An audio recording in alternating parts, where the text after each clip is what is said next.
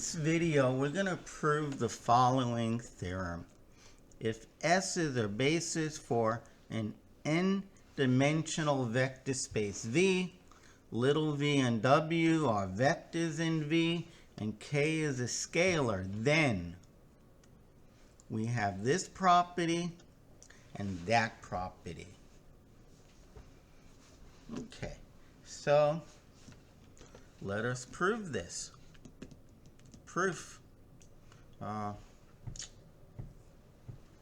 First, let's say what S is. S is equal to, say, V1, V2. It's n-dimensional, so it goes up to Vn. Now, if V and W are in V, then there exists C1 up to Cn and D1 up to Dn, such that little v is C1 V1 plus C2 V2 all the way up to C sub n V sub n, and little w is D1 V1 plus D sub 2 V sub 2 all the way down to D sub n V sub n. Okay, well, this tells me this is equal to, or let me just think. This implies that the coordinate for V in basis S is C1 down to Cn. And this implies here that the coordinates for W in basis S is D1 through Dn.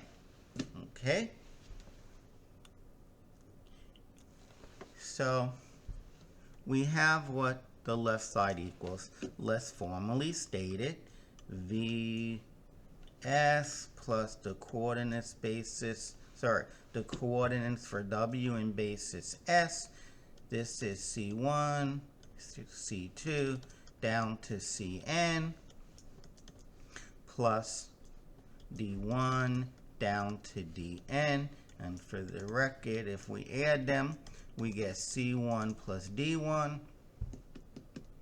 all the way down to C sub n plus D sub n. Now, what is V plus W? Well, V plus W is V, C1 V1 plus C2, or something's bothering me here. Something is bothering me. Okay, it's no longer bothering me. Plus C2 all the way up to C and Vn. That's V plus W. Well, that's D1 V1 plus D2 V2 all the way down to D sub n V sub n.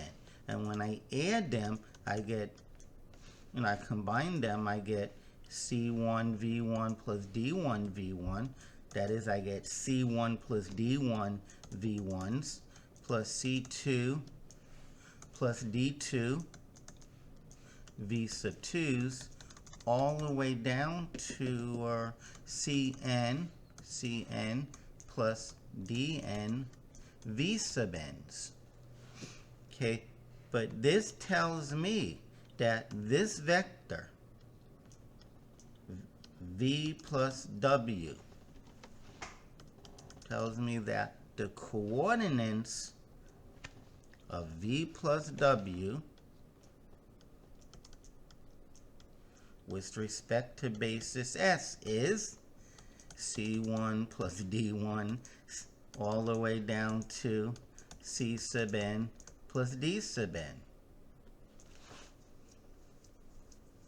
But that equals this, which equals this, which equals this, which equals Vs plus coordinate of W with respect to S. So we did conclude that this equals that. Okay, so that's half the proof. Now we need to show this. Okay, KV. Okay, so KV is just K times V, which is C1 V1 all the way down to C sub n V sub n. Distributing the K is K times C1 V1 all the way down to K times C sub n V sub n. But that's the same as KC1 times V1 all the way down to Kc sub n V sub n. You have a constant times V1, a constant times V2, eventually a scalar times Vn. This tells me that this vector, the coordinates of that vector in S is this to that. It equals to Kc1 down to Kcn. But that equals to K times C1 down to Cn. But this is nothing more than the coordinates of vector V in basis S.